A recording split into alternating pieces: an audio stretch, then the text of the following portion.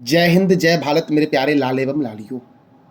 आज मैं आपको जीके के 50 महत्वपूर्ण प्रश्न करवाने वाला हूं जो आपके आरपीएफ एग्जाम के लिए बहुत ही महत्वपूर्ण है और ये हमारा आरपीएफ प्रैक्टिस सेट 5 है दोस्तों। तो दोस्तों आइए शुरू करते हैं। पहला प्रश्न दोस्तों आपसे है, ड्वेन थॉमस का संबंध किस खेल से है? तो ड्वेन थॉमस दोस्तों क्रिकेट से संबंधित हैं और यह चर्चे में क्यों है। विषय ये हमारा है कि ड्वेन थॉमस जो है ये क्यों चर्चे में है। दोस्तों इन पर मैच फिक्सिंग के कारण 5 साल का प्रतिबंध लगा दिया गया है और दोस्तों ये वेस्ट इंडीज की तरफ से खेलते हैं। ड्वेन थॉमसन दोस्तों क्रिकेट से संबंधित हैं। तो क्रिकेट में खिलाड़ी कितने होते हैं? 11 खिलाड़ी होते हैं दोस्तों। दुनिया का सबसे बड़ा क्रिकेट का जो स्टेडियम है उसका नाम है नरेंद्र मोदी स्टेडियम, जो गुजरात के अहमदाबाद में है। अब दोस्तों मैंने अहमदाबाद बोला तो अहमदाबाद से आपके मन में तुरंत से प्रश्न बनना चाहिए कि अहमदाबाद साबरमती नदी के किनारे है। अहमदाबाद को भारत का बोस्टन और भारत का मैनचेस्टर कहते हैं। मेरे प्यारे दोस्तों हम अगले प्रश्न की ओर बढ़ते हैं।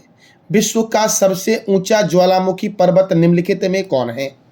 तो कोटोपैक्सी दोस्तों। कोटोपैक्सी इक्वाडोर में स्थित है जो दुनिया का सबसे ऊंचा ज्वालामुखी पर्वत दोस्तों है। कौन सा? तो कोटोपैक्सी। मेरे दोस्तों हम आगे बढ़ते हैं, ज्वालामुखी के बारे में अब जानेंगे। तो देखो दोस्तों, ज्वालामुखी पृथ्वी के धरातल से जो द्रवीभूत पदार्थ निकलते हैं लावा और गैस के रूप में, वो क्या कहलाते हैं? तो मैग्मा कहलाते हैं। जिस मुख से निकलते हैं उसे क्रेटर कहते हैं और ज्वालामुखी क्रिया में सर्वाधिक मात्रा में जो निकलता है वो दोस्तों जलवाष्प निकलता है। याद रखना मेरे प्यारे लाल एवं लालियों। अब देखो, सर्वाधिक सक्रिय ज्वालामुखी दुनिया का किलायू है जो हवाई द्वीप अमेरिका में है। हवाई द्वीप दोस्तों प्रशांत महासागर में है और हवाई द्वीप पर अमेरिका का अधिकार है, याद रखना। भूमध्य सागर का प्रकाश स्तंभ स्ट्रोम्बोली को कहते हैं और स्ट्रोम्बोली जो है ये दोस्तों सिसिली के उत्तर में भूमध्य सागर में सिसिली के उत्तर में लिपारी द्वीप पर स्थित है। भारत का एकमात्र सक्रिय ज्वालामुखी बैरन द्वीप है। ऑस्ट्रेलिया महाद्वीप जहां पर एक भी ज्वालामुखी नहीं है दोस्तों, और ऑस्ट्रेलिया को बोलते हैं प्यासी भूमि का देश, कंगारुओं का देश ऑस्ट्रेलिया को कहते हैं। आकार की दृष्टि से सबसे बड़ा सक्रिय ज्वालामुखी मौना लोआ है जो हवाई में है। सर्वाधिक ऊंचाई पर सक्रिय ज्वालामुखी कौन सा है? ओजेस डेल सलाडो जो चिली और अर्जेंटीना की सीमा पर स्थित है। विश्व का सबसे ऊंचा ज्वालामुखी पर्वत कौन सा है? तो माउंट कोटोपैक्सी मेरे लाल एवं लालियों। मेरे प्यारे दोस्तों हमारा अगला प्रश्न दोस्तों बहुत ही महत्वपूर्ण है कि ईरानी ट्रॉफी का संबंध किस खेल से है? ईरानी ट्रॉफी का संबंध दोस्तों क्रिकेट से है और मैंने अभी तुरंत बताया है कि ड्वेन थॉमस क्रिकेट से ही संबंधित है जिन पर 5 साल का प्रतिबंध लगा दिया गया है मैच फिक्सिंग के कारण। मेरे लाल एवं लालियों क्रिकेट को देखो, क्रिकेट से जो महत्वपूर्ण कप और ट्रॉफी मिलते हैं वो एक बार रिवीजन करते हैं हम लोग हैं, साथ साथ दोस्तों आपको बोलना है। तो Ranji trophy, Irani trophy, Duleep trophy, CK Nayudu trophy, Rani Jhansi trophy, Deodhar trophy, GD Birla trophy, Rohinton Baria trophy का संबंध किस खेल से है? तो क्रिकेट से है। देखो दोस्तों, नारंग चड्डा और अमृत दीवान कप, नारंग चड्डा और अमृत दीवान कप का संबंध बैडमिंटन से है। Walker cup, circuit cup, rider cup, Dunhill cup और प्रिंस ऑफ वेल्स कप का संबंध गोल्फ से है। Ezra cup, Prithvi Pal Singh cup, Radha Mohan cup और क्लासिक कप का संबंध पोलो से है। Bengaluru blues challenge cup, Nehru cup और फेडरेशन कप का संबंध किस खेल से है मेरे लाल एवं लालियों? तो बास्केटबॉल से है। बास्केटबॉल में मेरे दोस्तों 5 खिलाड़ी होते हैं, बेसबॉल में 9 होते हैं, खो खो में मेरे दोस्तों 9 होते हैं, पोलो में 4 खिलाड़ी होते हैं, कबड्डी में 7 खिलाड़ी होते हैं और नेटबॉल में कितने खिलाड़ी होते हैं? तो 7 खिलाड़ी दोस्तों नेटबॉल में भी होते हैं। तो मेरे दोस्तों हम अगले प्रश्न की ओर बढ़ते हैं और हमारा अगला प्रश्न है, हाल ही में दुनिया की पहली CNG का फुल फॉर्म होता है कंप्रेस्ड नेचुरल गैस। तो हाल ही में दुनिया की पहली CNG से चलने वाली मोटरसाइकिल किस कंपनी के द्वारा विकसित किया गया है? तो बजाज ऑटो के द्वारा विकसित किया गया है। बजाज ऑटो दोस्तों इसका आंसर हो जाएगा ए।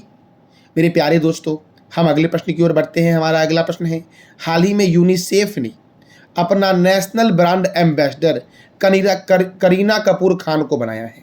यूनिसेफ ने अपना नेशनल ब्रांड एम्बेसडर किसे बनाया है? तो करीना कपूर खान को बनाया है। तो यूनिसेफ की स्थापना कब हुई थी?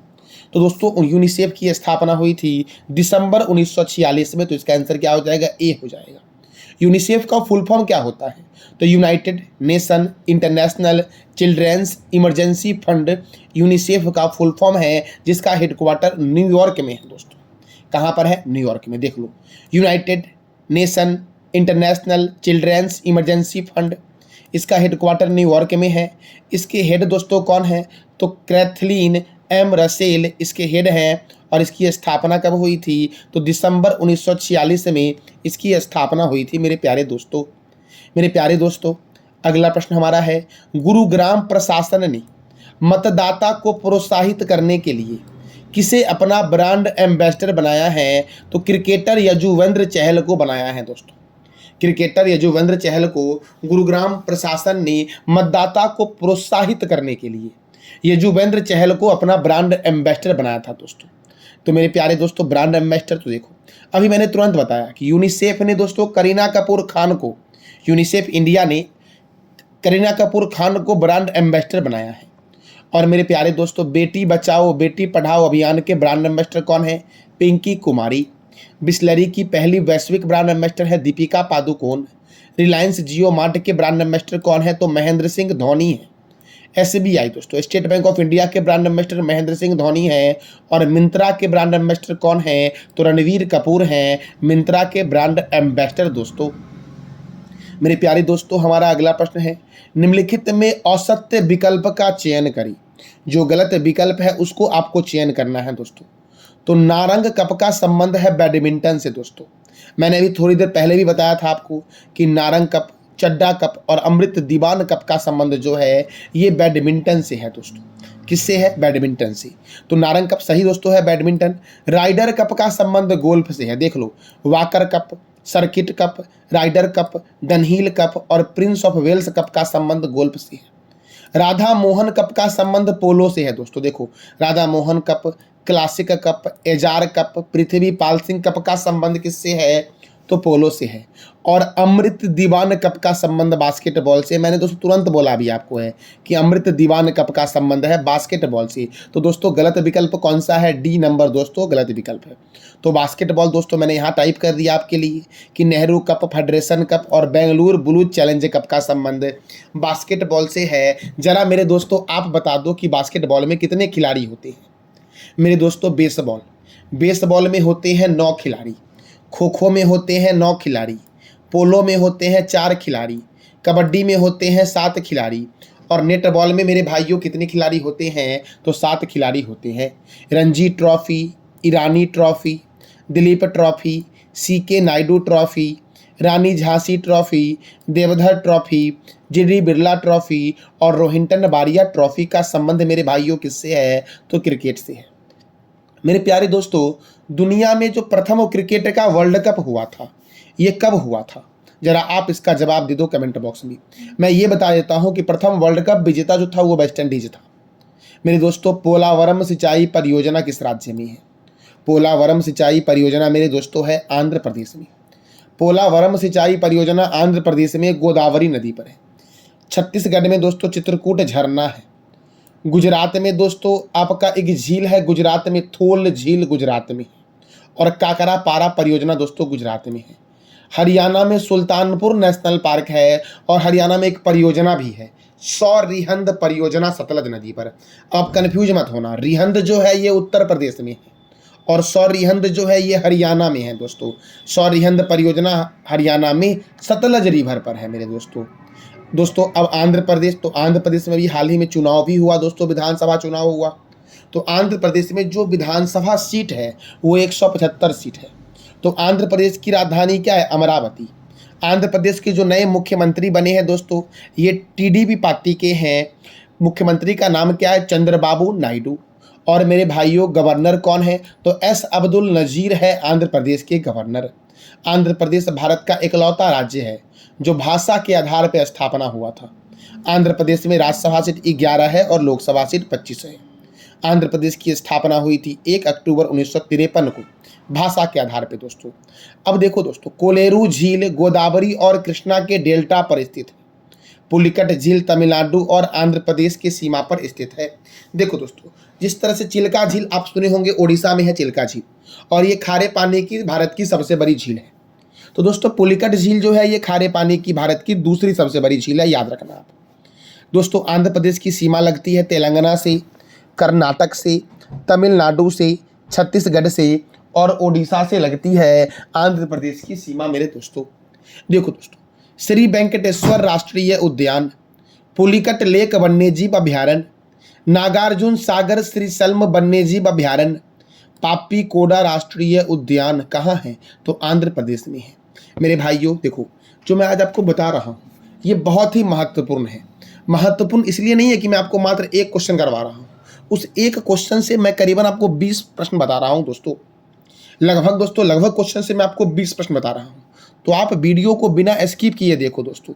आप एक 50 क्वेश्चन से दोस्तों करीबन आप 500 प्रश्न सीखोगे मेरे भाइयों। तो मेरे भाइयों, बालाजी मंदिर कहाँ है? तो आंध्र प्रदेश में तिरुपति में बालाजी मंदिर है दोस्तों। भारत का सबसे गहरा बंदरगाह विशाखापट्टनम बंदरगाह है। दक्षिण रेलवे का हेडक्वार्टर आंध्र प्रदेश के सिकंदराबाद में है और दक्षिण तटीय रेलवे का हेडक्वार्टर दोस्तों विशाखापट्टनम में है। केंद्रीय तंबाकू अनुसंधान संस्थान राजमुंदरी में है। कहाँ पर है? तो केंद्रीय तंबाकू अनुसंधान संस्थान राजमुंदरी में है दोस्तों। और आंध्र प्रदेश का जो मुख्य लोक नृत्य है ये कुचिपुड़ी और कोलट्टम है, आंध्र प्रदेश का मुख्य लोक नृत्य। एशिया की अंडों की टोकरी किसे बोलते हैं? तो आंध्र प्रदेश को बोलते हैं एशिया की अंडों की टोकरी। मेरे प्यारे भाइयों, हम अगले प्रश्न की ओर बढ़ते हैं। हमारा अगला प्रश्न है, भारतीय संचार निगम लिमिटेड अर्थात बीएसएनएल की दोस्तों अगस्त 2024 में बीएसएनएल अगस्त 2024 तक पूरे भारत में स्वदेशी 4G लॉन्च करने की घोषणा की है। तो बीएसएनएल की स्थापना कब हुई? तो 2000 में हुई बीएसएनएल की स्थापना। 15 सितंबर 2000 को बीएसएनएल की स्थापना हुई और इसका हेडक्वार्टर है नई दिल्ली में। बीएसएनएल के चेयरमैन कौन है दोस्तों? तो प्रवीण कुमार पुरवार हैं बीएसएनएल के चेयरमैन दोस्तों। अगला प्रश्न है, सिंकुला पास किस राज्य में स्थित है? दोस्तों सिंकुला पास के पास अभी BRO बॉर्डर रोड ऑर्गेनाइजेशन जो है ये सड़क का निर्माण कर रही है, इसलिए दोस्तों सिंकुला पास जो आपका है ये चर्चे में आ गया है। तो सिंकुला पास मेरे दोस्तों ये कहाँ पर है? तो हिमाचल प्रदेश में है सिंकुला पास। कहाँ पर है? हिमाचल प्रदेश में दोस्तों। अब हिमाचल प्रदेश में मेरे भाइयों सिंकुला पास है, तो हिमाचल प्रदेश की राजधानी क्या है? तो शिमला है हिमाचल प्रदेश की राजधानी दोस्तों। और शिमला में ही दोस्तों केंद्रीय आलू अनुसंधान संस्थान है। केंद्रीय आलू अनुसंधान संस्थान मेरे भाइयों कहाँ पर है? तो शिमला में है केंद्रीय आलू अनुसंधान संस्थान। और हिमाचल प्रदेश के गवर्नर हैं शिव प्रताप शुक्ला और मुख्यमंत्री कौन है? तो सुखविंदर सिंह सेखो हैं यहाँ के मुख्यमंत्री। यहाँ पर राज्यसभा सीट 3 है और लोकसभा सीट 4 है मेरे भाइयों। हमारा अगला प्रश्न है, निम्नलिखित में से कौन सा अंग को और उसके प्रकार्यों का सही संयोजन है दोस्तों? कौन सा अंग का सही कार्य है, ये सही संयोजन दोस्तों कौन सा है? तो दोस्तों देखते हैं। देखो दोस्तों, माइटोकॉन्ड्रिया दोस्तों पहला मेरे दोस्तों क्या है? माइटोकॉन्ड्रिया। देखो दोस्तों, माइटोकॉन्ड्रिया की खोज की गई थी अल्टमैन के द्वारा और माइटोकॉन्ड्रिया को हम बोलते हैं कोशिका का पावर हाउस। और इसका मुख्य कार्य क्या है? तो श्वसन क्रिया को संपादित करना माइटोकॉन्ड्रिया का मुख्य कार्य है दोस्तों। आपको पता ही है दोस्तों, हरित लवक प्रकाश संश्लेषण का कार्य करता है। राइबोसोम दोस्तों, राइबोसोम की खोज की गई थी पैलेड के द्वारा, जंतु कोशिका में खोजा गया था पैलेड के द्वारा राइबोसोम दोस्तों। और राइबोसोम की जो रचना हुई है ये प्रोटीन प्लस RNA से इसकी रचना हुई है और राइबोसोम को बोला गया है प्रोटीन की फैक्ट्री। और राइबोसोम का मुख्य कार्य क्या है? तो प्रोटीन संश्लेषण में सहायता प्रदान करना राइबोसोम का मुख्य कार्य है दोस्तों। तो इसका राइट आंसर क्या हो जाएगा मेरे भाइयों? ए इसका राइट आंसर हो जाएगा। माइटोकॉन्ड्रिया का कार्य श्वसन है, हरित लवक प्रकाश संश्लेषण कार्य करता है और राइबोसोम प्रोटीन संश्लेषण का कार्य करता है राइबोसोम मेरे प्यारे भाइयों। तो मेरे प्यारे भाइयों, माइटोकॉन्ड्रिया की खोज किसके द्वारा की गई? जरा ये आप बता दो कमेंट बॉक्स में। दोस्तों प्रोटीन निर्माण स्थल का नाम क्या है? प्रोटीन निर्माण स्थल का दोस्तों नाम क्या है? तो मैंने तुरंत ना आपको बताया कि राइबोसोम जो है ये दोस्तों क्या करती है? तो प्रोटीन संश्लेषण में सहायक है राइबोसोम। तो इसका राइट आंसर क्या हो जाएगा? ए, कि प्रोटीन निर्माण का कार्य कौन करती है? स्थल का नाम क्या है? राइबोसोम। और राइबोसोम की खोज पैलेड के द्वारा 1953 में किया गया था जंतु कोशिका में। और पादप कोशिका में दोस्तों राइबोसोम की खोज किसने की थी? तो रॉबिन्स और ब्राउन ने पादप कोशिका में राइबोसोम की खोज की थी मेरे दोस्तों। मेरे प्यारे दोस्तों, राइबोसोम किसका बना होता है? तो प्रोटीन और आरएनए का बना होता है। और राइबोसोम को बोलते हैं प्रोटीन की फैक्ट्री मेरे लाले एवं लालियों। तो मेरे प्यारे दोस्तों, कोशिका का पावर हाउस किसे कहते हैं? कोशिका का पावर हाउस दोस्तों किसे कहते हैं? तो ये आप बता दो दोस्तों कमेंट बॉक्स में कि कोशिका का पावर हाउस किसे कहते हैं। अगला प्रश्न आपका है, किसी पादप कोशिका में नीचे दिए गए सरलीकृत आरेखों में 5 भाग हैं। कोशिकांगों को 1 से 5 तक चिन्हित करें दोस्तों। पहला भाग दोस्तों, देखो दोस्तों, कोशिका भित्ति का कार्य क्या है? कोशिका भित्ति का कार्य क्या है दोस्तों? तो कोशिका भित्ति जो दोस्तों आपका है वो एक निश्चित आकार देता है। कोशिका भित्ति केवल पादप कोशिका में पाया जाता है और कोशिका को निश्चित आकार जो देता है ये कोशिका भित्ति देता है। तो पहला जो आपका है ये कोशिका भित्ति हो जाएगा, सारे में आपका दोस्तों कोशिका भित्ति है। दूसरा जो दोस्तों हो जाएगा ये सेकेंड वाला जो है ये हो जाएगा कोशिका झिल्ली। कोशिका झिल्ली को दोस्तों सेल मेम्ब्रेन भी बोलते हैं, कोशिका झिल्ली को मेरे प्यारे लाल एवं लालियों। मेरे प्यारे दोस्तों, अब देखो दोस्तों तीसरा क्या हो जाएगा दोस्तों? तीसरा हो जाएगा अंतर्द्रवीय जलिका। क्या हो जाएगा? देखो ऑप्शन नंबर बी देखो सेम जा रहा है दोस्तों। ऑप्शन नंबर सी देखो दोस्तों सेम जा रहा है। कोशिका भित्ति जो पहला है, फिर दूसरा कोशिका झिल्ली है, तीसरा जो है अंतःद्रवीय जलिका दोस्तों। ये वाला जो दोस्तों क्या है? ये जलिका है दोस्तों। क्या है? जलिका। चौथा दोस्तों क्या है? तो केंद्रक दोस्तों। ये जो है ये क्या है? ये केंद्रक है। और पांचवा दोस्तों क्या है? तो रसधारी है, रसधानी है पांचवा दोस्तों। तो इसका आंसर क्या हो जाएगा? ए हो जाए, सी हो जाएगा दोस्तों। 1 नंबर वाला कोशिका भित्ति है, 2 नंबर वाला कोशिका झिल्ली है, 3 नंबर वाला अंतःद्रवीय जलिका है, 4 नंबर केंद्रक है और 5 नंबर दोस्तों जो आपका है वो रसधानी है 5 नंबर। अच्छा मेरे लाल एवं लालियों, केंद्रक की खोज की गई थी किसके द्वारा? तो रॉबर्ट ब्राउन के द्वारा केंद्रक की खोज की गई थी। और केंद्रक जो होता है ये यूकैरियोटिक कोशिका में उपस्थित होता है। केंद्रक कोशिका 2 प्रकार के होते हैं, प्रोकैरियोटिक और यूकैरियोटिक। मेरे प्यारे भाइयों, मेरे भाइयों, हम आगे बढ़ते हैं। हमारा अगला प्रश्न क्या है वो देखिए। तो ऐसे द्रव जिनकी कोशिकाओं में केंद्रक झिल्ली नहीं होते हैं उन्हें क्या कहते हैं?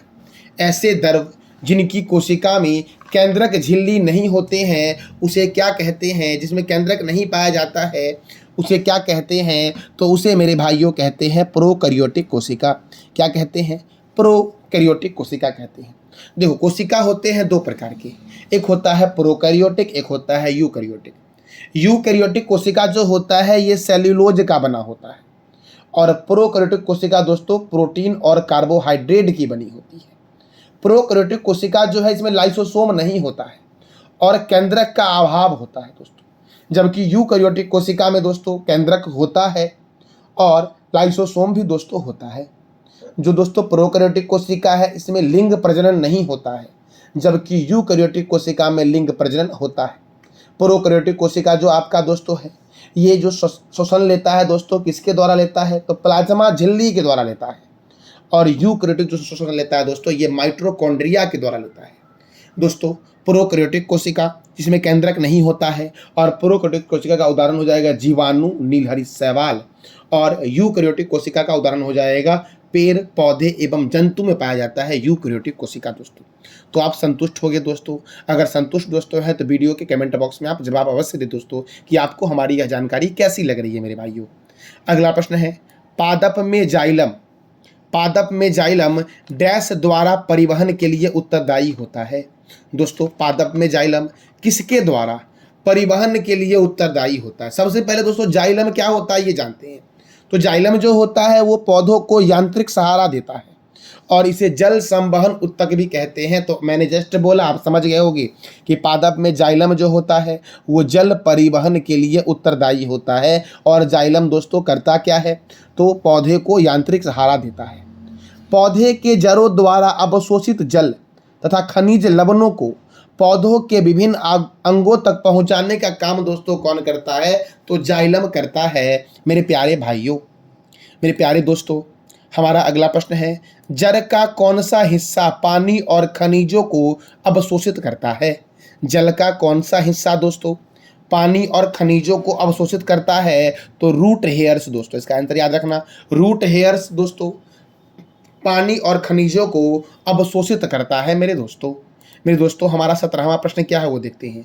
कौन सा उत्तक किसी भी शारीरिक या रासायनिक क्षति से शरीर की सुरक्षा की पहली पंक्ति के रूप में कार्य करता है? निम्नलिखित में कौन सा उत्तक मेरे प्यारे दोस्तों शरीर या रासायनिक क्षति से शरीर की सुरक्षा की पहली पंक्ति के रूप में कार्य करता है? तो उपकला उत्तक दोस्तों। कौन सा उत्तक? उपकला उत्तक। उत्तक दोस्तों 3 प्रकार के होते हैं। उपकला उत्तक 4 प्रकार के दोस्तों, मुख्य रूप से उत्तक 4 प्रकार के होते हैं। उपकला उत्तक, संयोजी उत्तक, पेशी उत्तक और तंत्रिका उत्तक। संयोजी उत्तक दोस्तों, इसमें एक वास्तविक संयोजी उत्तक होता है, एक कंकाल उत्तक होता है और एक तरल उत्तक होता है दोस्तों।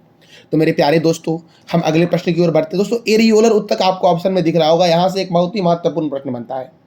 एरियोलर उत्तक दोस्तों क्या करता है? तो 2 मांसपेशियों को जोड़ने का कार्य करता है एरियोलर उत्तक दोस्तों। 2 मांसपेशियों को जोड़ने का कार्य कौन करता है? तो एरियोलर दोस्तों करता है। अच्छा, रक्त कैसा उत्तक है दोस्तों? रक्त दोस्तों कैसा उत्तक है? इसका जवाब दोस्तों दे दो आप कमेंट बॉक्स में। हमारा अगला प्रश्न है, मृदा से पौधे उगाने के लिए मृदा में पौधे उगाने के लिए क्या आवश्यक होना चाहिए दोस्तों? तो नाइट्रोजन। क्या दोस्तों? मृदा में पौधे उगाने के लिए नाइट्रोजन का आवश्यकता दोस्तों होना चाहिए। तो इसका आंसर क्या हो जाएगा? बी हो जाएगा मेरे प्यारे भाइयों। निम्नलिखित में किसे प्लांट किंगडम के उभयचर के रूप में जाना जाता है? निम्नलिखित में किसे दोस्तों प्लांट किंगडम के उभयचर के रूप में जानते हैं? तो याद रखना मेरे प्यारे दोस्तों ब्रायोफाइटा को। किसे मेरे प्यारे दोस्तों? तो ब्रायोफाइट्स दोस्तों, ब्रायोफाइट्स। इसका आंसर क्या हो जाएगा? डी। ब्रायोफाइट्स को प्लांट किंगडम के उभयचर के रूप में जानते हैं मेरे प्यारे लाल एवं लालियों। मेरे प्यारे दोस्तों अगला प्रश्न हमारा है, शेर का वैज्ञानिक नाम क्या है? दोस्तों मैं किसका वैज्ञानिक नाम पूछ रहा हूं? तो शेर का वैज्ञानिक नाम दोस्तों क्या है? तो शेर का वैज्ञानिक नाम दोस्तों है पैंथेरा लियो। शेर का वैज्ञानिक नाम क्या है दोस्तों? तो पैंथेरा लियो है शेर का वैज्ञानिक नाम, जबकि बाघ का वैज्ञानिक नाम पैंथेरा टाइग्रिस है और पैंथेरा पार्डस दोस्तों तेंदुआ का वैज्ञानिक नाम है और फेलिस कैटल्स बिल्ली का वैज्ञानिक नाम है दोस्तों। तो मानव का वैज्ञानिक नाम क्या है? होमो सेपियंस। तेंदुआ का है पैंथेरा पार्डस दोस्तों, बाघ का है पैंथेरा टिग्रिस, शेर का है पैंथेरा लियो, बिल्ली का है फेलिस कैटल्स दोस्तों, बिल्ली का वैज्ञानिक नाम है, मेढक का है राना टिग्रीना, कुत्ता का है दोस्तों कैनिस फैमिलियर्स, गाय का है बोस इंडिकस, मटर का वैज्ञानिक नाम है पाइसस स्टाइवम, धान का है ओराइजा स्टाइवा, सरसों का वैज्ञानिक नाम है ब्रेसिका कंपेसिटर्स, चना का वैज्ञानिक नाम दोस्तों सीसर एरिएटिनम है और आम का वैज्ञानिक नाम आप बता दो दोस्तों कमेंट बॉक्स में कि आम का वैज्ञानिक नाम मेरे प्यारे लाल एवं लालियों क्या है। मेरे प्यारे दोस्तों हम अगले प्रश्न की ओर बढ़ते हैं। हमारा अगला प्रश्न है, राना टिग्रीना किस जंतु का वैज्ञानिक नाम है? तो एशियाई मेढक का वैज्ञानिक नाम है राना टिग्रीना दोस्तों। मैंने दोस्तों आपको अभी जस्ट बताया तेंदुआ का वैज्ञानिक नाम पैंथेरा पार्डस है और बाघ का वैज्ञानिक नाम पैंथेरा टिग्रिस है। आप बताओ कमेंट बॉक्स में कि भेड़िया का वैज्ञानिक नाम क्या है दोस्तों? भेड़िया का वैज्ञानिक नाम क्या है? इसका जवाब दो आप कमेंट बॉक्स में। हमारा अगला प्रश्न है, पूरे वर्ष दिन और रात की अवधि कहाँ समान होती है? दोस्तों देखो, पूरे वर्ष दिन और रात की अवधि जो समान होती है ये विषुवत रेखा पर दोस्तों पूरे वर्ष दिन और रात की अवधि समान होती है। देखो दोस्तों, विषुवत रेखा या भूमध्य रेखा, ये 0 डिग्री अक्षांश रेखा को विषुवत रेखा कहते हैं या भूमध्य रेखा कहते हैं, जो पृथ्वी को 2 भागों में बांटती है, उत्तरी गोलार्ध और दक्षिणी गोलार्ध मेरे दोस्तों। और विषुवत रेखा पर सूर्य की किरणें लंबवत पड़ती है, इसी कारण से पूरे वर्ष दिन और रात की अवधि विषुवत रेखा पर बराबर होती है। लेकिन पूरे पृथ्वी पर दिन और रात की अवधि जो बराबर होती है वो 21 मार्च और 23 सितंबर को मेरे दोस्तों होती है दोस्तों। तो हम अगले प्रश्न की ओर बढ़ते हैं। हमारा दोस्तों 22वां प्रश्न है, निम्नलिखित में गलत विकल्प का चयन करें। जो गलत विकल्प है वो आपको चयन करना है, इसके लिए आपको चारों ऑप्शन दोस्तों अच्छे से पढ़ने होंगे। तो पृथ्वी अपने अक्ष पर पश्चिम से पूर्व की ओर घूर्णन करती है दोस्तों। पृथ्वी अपने अक्ष पर और सूर्य के चारों तरफ पश्चिम से पूर्व की ओर ही घूमती है दोस्तों। पृथ्वी की घूर्णन गति के कारण क्या होता है, तो दिन और रात होता है दोस्तों। पृथ्वी अपने अक्ष पर जो घूमती है लगभग 24 घंटे में दोस्तों एक बार पूरा घूम जाती है, जिस कारण से हमें 12 घंटे का दिन और 12 घंटे का लगभग रात मिलता है। तो दोस्तों बी वाला विकल्प भी सही है। पृथ्वी के घूर्णन गति के कारण दिन और रात का बड़ा और छोटा होना होता है दोस्तों, ये वाला हमारा गलत है। पृथ्वी के घूर्णन नहीं बल्कि परिक्रमण गति के कारण दिन और रात का बड़ा और छोटा होना संभव है दोस्तों। तो सी नंबर इसका आंसर हो जाएगा, गलत है। चौथा भी पढ़ लेते हैं कि पृथ्वी के परिक्रमण गति के कारण अपसौर और उपसौर की स्थिति होती है। अपसौर मतलब सूर्य और पृथ्वी के बीच अधिकतम दूरी, और उपसौर मतलब सूर्य और पृथ्वी के बीच न्यूनतम दूरी दोस्तों। उपसौर कब होता है, तो 3 जनवरी को होता है, और अपसौर कब होता है, तो दोस्तों 4 जुलाई को अपसौर होता है, अर्थात सूर्य और पृथ्वी के बीच अधिकतम दूरी होती है मेरे दोस्तों। मेरे प्यारे दोस्तों, मेरे प्यारे लाल एवं लालियों, हमारा अगला प्रश्न है, सूर्य और पृथ्वी के बीच उपसौर की स्थिति कब होती है। सूर्य और पृथ्वी के उपसौर मतलब मैंने भी जस्ट बताया ना कि उपसौर अर्थात दोस्तों सूर्य और पृथ्वी के बीच जो सबसे कम दूरी की स्थिति होगी उसे उपसौर कहते हैं। और उपसौर जो होता है वो पृथ्वी के परिक्रमण गति के कारण होता है। कब होता है, तो 3 जनवरी को होता है दोस्तों। इसका आंसर क्या हो जाएगा, बी। और 4 जुलाई को दोस्तों क्या होता है, अपसौर होता है दोस्तों। पूरे पृथ्वी पर दिन और रात की अवधि बराबर कब होती है, तो 21 मार्च और 23 सितंबर को दोस्तों पूरे पृथ्वी पर दिन और रात की अवधि बराबर होती है, क्योंकि 21 मार्च और 23 सितंबर को दोस्तों विषुवत रेखा पर या 0 डिग्री अक्षांश पर सूर्य की किरणें सीधे पड़ती है, इसी कारण से ऐसा होता है। तो 25 का आंसर क्या हो जाएगा, डी हो जाएगा मेरे दोस्तों। मेरे दोस्तों, आपको यह जानकारी अच्छी लग रही है तो इस वीडियो को मेरे प्यारे भाइयों अपने दोस्तों के पास भी शेयर किया करो। अगला प्रश्न दोस्तों हमारा है, ज्वार भाटा की उत्पत्ति का कारण क्या है। ज्वार भाटा क्यों उत्पन्न होता है दोस्तों। सबसे पहले दोस्तों ज्वार भाटा क्या है, तो ये जान लेते हैं। सागरीय जल में सागरों की लहरों का ऊपर उठना ज्वार और नीचे गिरना भाटा कहलाता है। ज्वार भाटा जो होता है ये सूर्य और पृथ्वी के आकर्षण बल और सूर्य और चंद्रमा के, सॉरी मेरे लाल एवं लालियों, सूर्य और चंद्रमा के आकर्षण बल और पृथ्वी के गुरुत्वाकर्षण बल के कारण क्या होता है, तो सागरीय जल में ज्वार भाटा आता है। तो इसका आंसर हो जाएगा सी दोस्तों। मेरे प्यारे दोस्तों, हम अगले प्रश्न की ओर बढ़ते हैं। हमारा अगला प्रश्न है, अर्धदैनिक ज्वार सागरीय जल में कितने मिनट की देरी से आता है।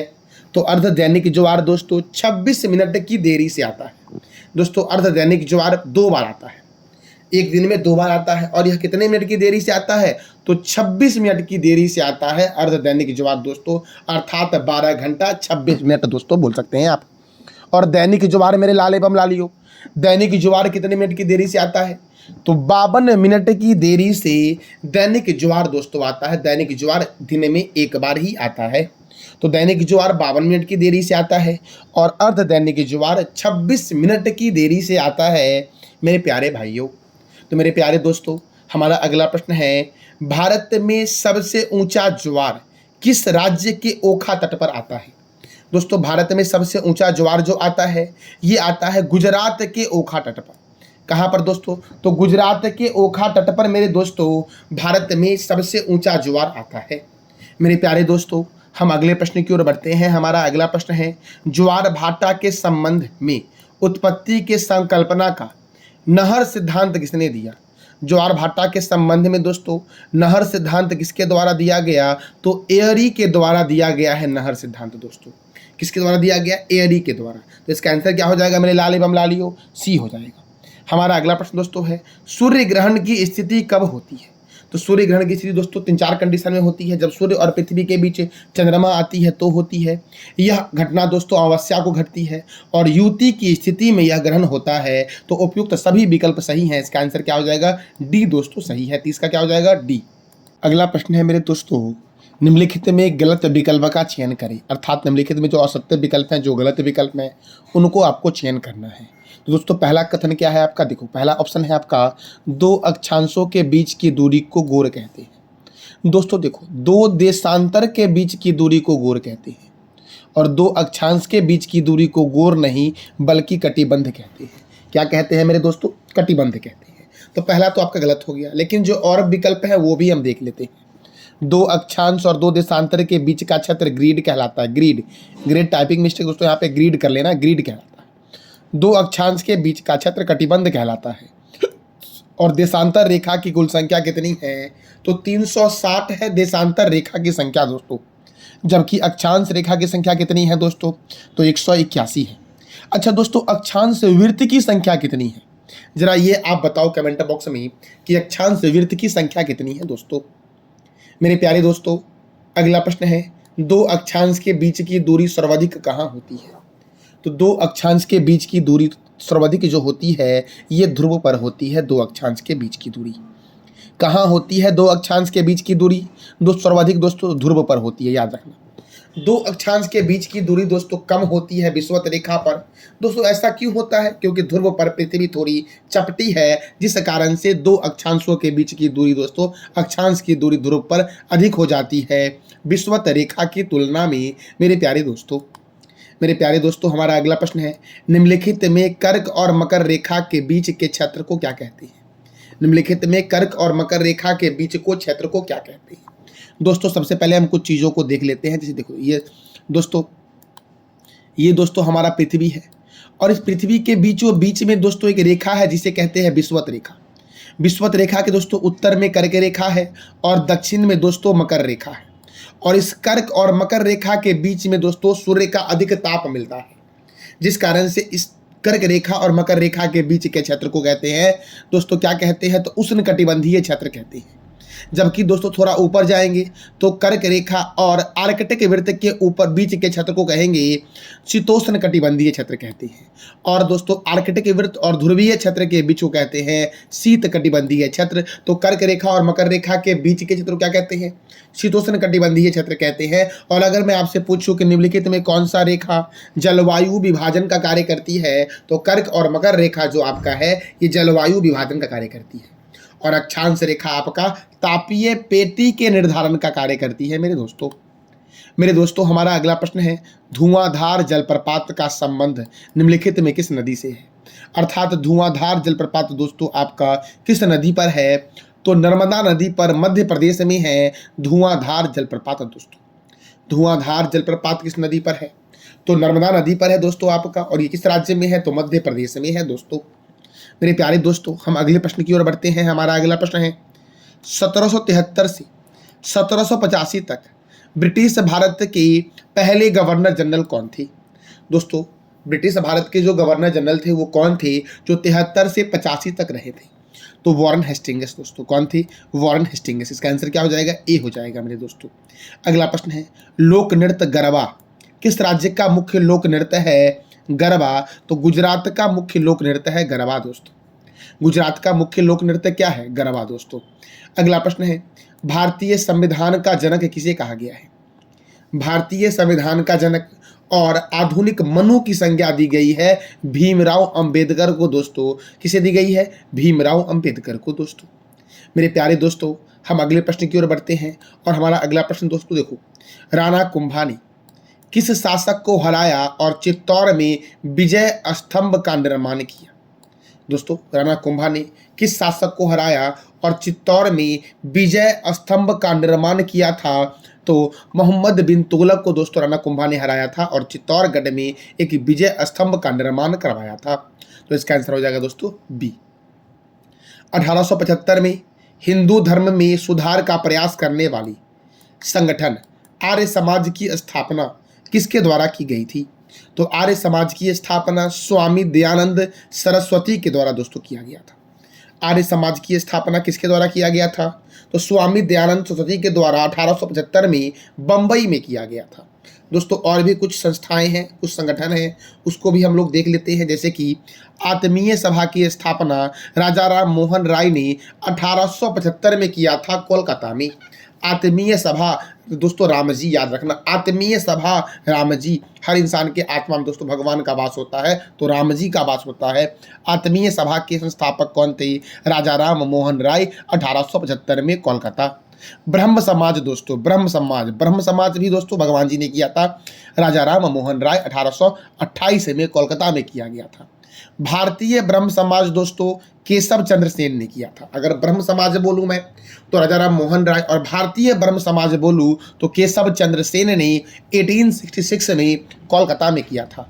तत्वबोधिनी सभा की स्थापना किसने की दोस्तों? देवेंद्रनाथ टैगोर ने की थी 1839 में कोलकाता में। प्रार्थना सभा दोस्तों, प्रार्थना समाज की स्थापना आत्माराम पांडुरंग ने 1867 में बंबई में किया था। प्रार्थना समाज की स्थापना दोस्तों किसने किया था? तो आत्माराम पांडुरंग ने किया था 1867 में बंबई में। आर्य समाज की स्थापना दयानंद सरस्वती ने दोस्तों, आर्य समाज की स्थापना दयानंद सरस्वती ने 1875 में किया था बंबई में। कृष्ण मिशन दोस्तों, कृष्ण मिशन की स्थापना स्वामी विवेकानंद, रामकृष्ण मिशन की स्थापना स्वामी विवेकानंद ने 1897 में बेलूर में किया दोस्तों। और बेलूर कहां पर है तो ये आप बताओ कमेंट बॉक्स में। भारत सेवक समाज की स्थापना गोपाल कृष्ण गोखले ने किया था 1905 में बंबई में। दोस्तों आर्य समाज की स्थापना किसने की? राजा राम मोहन राय ने की। ब्रह्म समाज की स्थापना राजा राम मोहन राय ने की। भारतीय ब्रह्म समाज की स्थापना केशव चंद्र सेन के द्वारा किया गया। तत्वबोधिनी सभा की स्थापना देवेंद्रनाथ टैगोर ने किया था। प्रार्थना समाज की स्थापना आत्माराम पांडुरंग ने किया। आर्य समाज की स्थापना दयानंद सरस्वती ने किया था। रामकृष्ण मिशन की स्थापना स्वामी विवेकानंद ने किया। और भारत सेवक समाज की स्थापना गोपाल कृष्ण गोखले के द्वारा किया गया था। दोस्तों मेरे प्यारे दोस्तों, अब आपको बताना है इससे एक प्रश्न आपको कमेंट बॉक्स में। दोस्तों आपको यह बताना है कि तत्वबोधिनी सभा की स्थापना 1839 में कोलकाता में किसके द्वारा किया गया था? ये आप बता दो कमेंट बॉक्स में। दोस्तों उस्ताद बिस्मिल्लाह खां, उस्ताद बिस्मिल्लाह खां का नाम किससे जुड़ा हुआ है? अर्थात उस्ताद बिस्मिल्लाह खां दोस्तों किस वाद्य यंत्र से संबंधित है? तो शहनाई वादक है उस्ताद बिस्मिल्लाह खां, इसका हो जाएगा आंसर बी। अब मेरे दोस्तों कुछ प्रमुख वाद्य यंत्र है उसको भी देखते थे। सितार वाद्य यंत्र से संबंधित कौन कौन है? तो पंडित रविशंकर, निखिल बनर्जी, विलायत खां, बंदे हसन, शाहिद परवेज, उमाशंकर मिश्र और बुद्धादित्य मुखर्जी का संबंध किस वाद्य यंत्र से है? तो सितार से है दोस्तों। तबला से किनका है? तबला से है मेरे भाइयों जाकिर हुसैन का संबंध, लतीफ खां का संबंध, अल्लाह रखा खां का संबंध, गुंदई महाराज का संबंध, किशन महाराज का संबंध, फयाज खां का संबंध और सुखविंदर सिंह का संबंध किससे है? तो तबला वाद्य यंत्र से है। बांसुरी से दोस्तों संबंधित है पन्नालाल घोष, हरि प्रसाद चौरसिया, बी कुंजामणि, एन नीला, राजेंद्र प्रसन्ना, राजेंद्र कुलकर्णी, ये सब का संबंध किस वाद्य यंत्र से है? तो बांसुरी वाद्य यंत्र से है। अमजद अली खां, अली अकबर खां, अलाउद्दीन खां, हाफिज खां, विश्वजीत राय चौधरी, जरीन दारूवाला और मुकेश शर्मा का संबंध किससे है? तो सरोद वाद्य यंत्र से है दोस्तों देखो इसको इग्नोर मत करना आप दोस्तों। मैं आपको जो भी आज बताया हूं उसमें से किसी को भी आप इग्नोर मत करना। अगर आपको एग्जाम क्रैक करना है तो मेरे भाइयों इसको हर हाल में आप याद कर लेना। खासकर ये प्रश्न एसएससी सीएचएसएल के एग्जाम में कई बार पूछे गए, कई बार दोस्तों, हर बार दोस्तों ये प्रश्न यहाँ से प्रश्न आते हैं एसएससी एग्जाम में। दोस्तों इंदिरा पॉइंट भारत का दक्षिणतम बिंदु है। इंदिरा पॉइंट दोस्तों भारत का दूरस्थ दक्षिणतम बिंदु है और ये ग्रेट निकोबार द्वीप के किस सिरे पर स्थित है?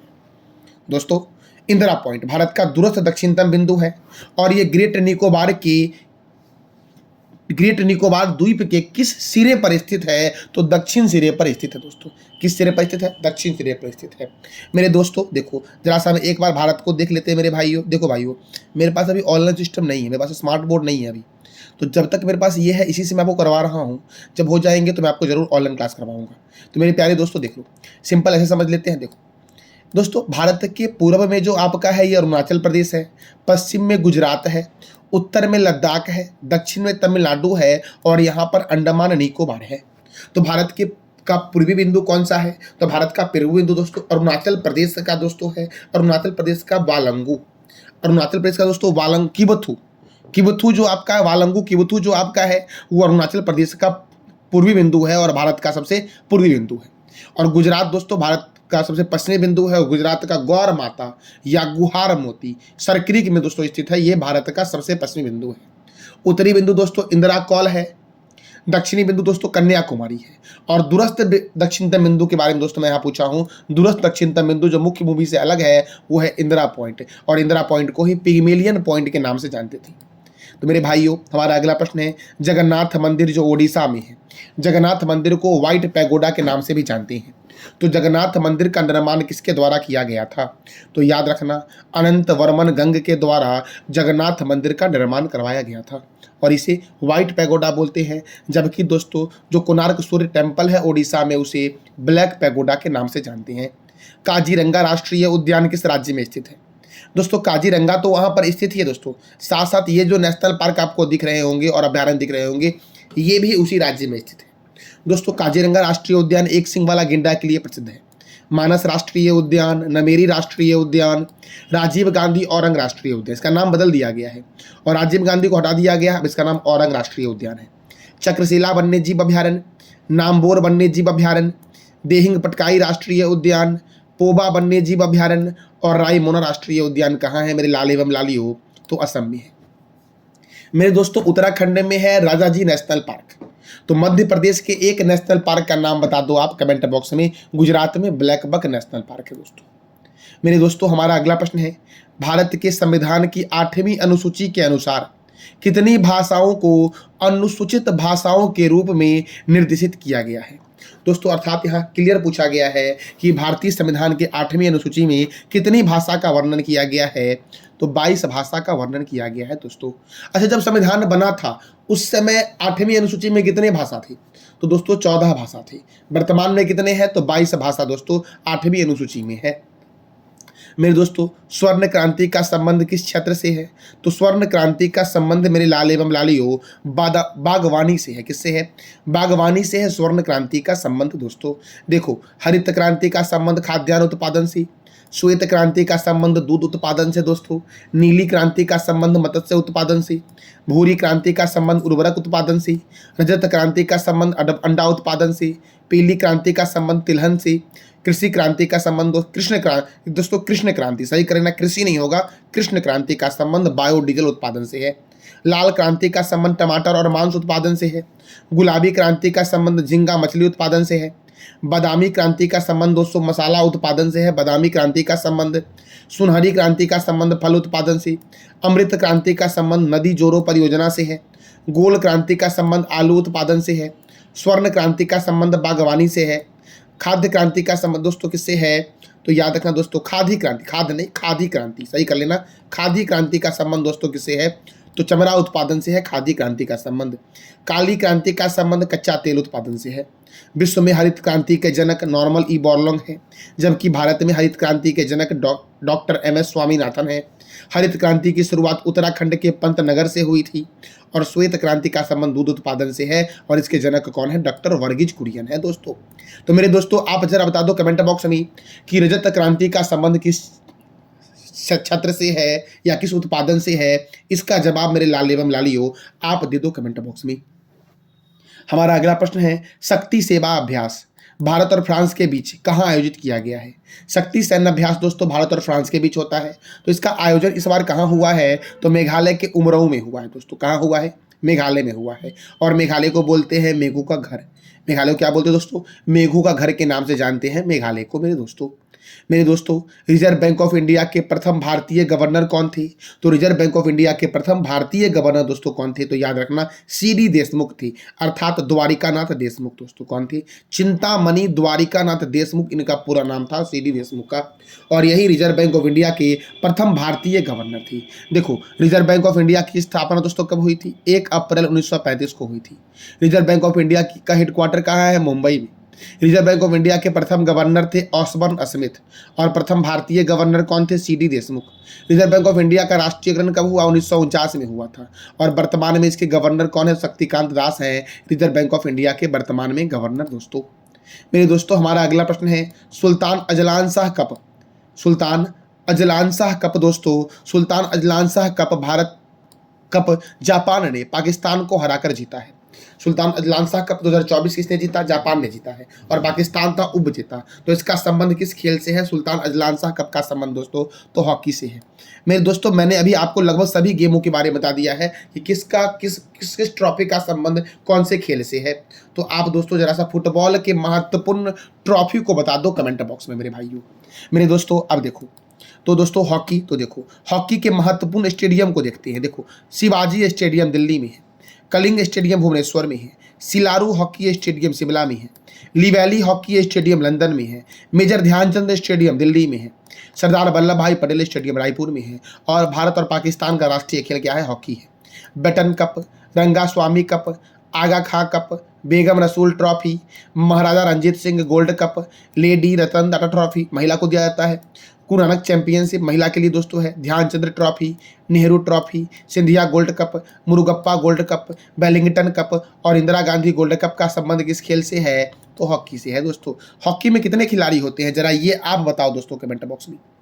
हमारा अगला प्रश्न दोस्तों है, चाबहार बंदरगाह, चाबहार बंदरगाह किस देश में स्थित है? तो चाबहार बंदरगाह दोस्तों ईरान में स्थित है।